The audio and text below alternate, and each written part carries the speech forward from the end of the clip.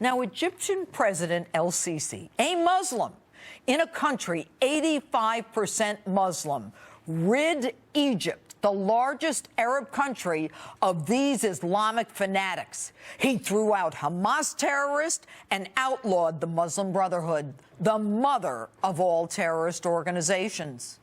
And ironically, days before the attack in France, that same President El-Sisi called for a religious revolution to take out the violent jihadists. He called on the imams and the religious establishment to lead the fight, saying the entire world is waiting for their next move. Now, I've been telling you for a year that they're coming for us, that there is a reverse crusade in progress, a Christian genocide, hundreds of thousands of innocents killed in the Middle East.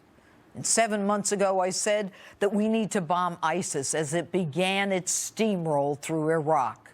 Bomb them, and bomb them again, for which I was roundly criticized. Our country's response to this threat?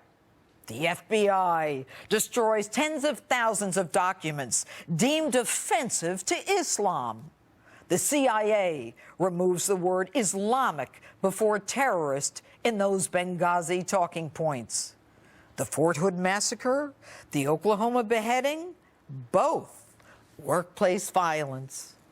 Are we morons?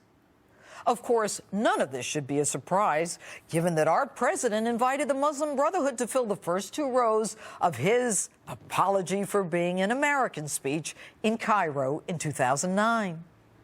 And as we cower to these Islamic fanatics, our president and former Secretary of State Clinton say they will prosecute the man who made the video. Free speech be damned. They call murders accompanied by Allah Akbar workplace violence. This surrender is nothing more than a coward's response to the fear of this fanatical terrorism. And this political correctness will be the death of us. They can kill us, but we can't hurt their feelings? I'm surprised the president hasn't signed a new executive order that simply says, don't offend Muslims.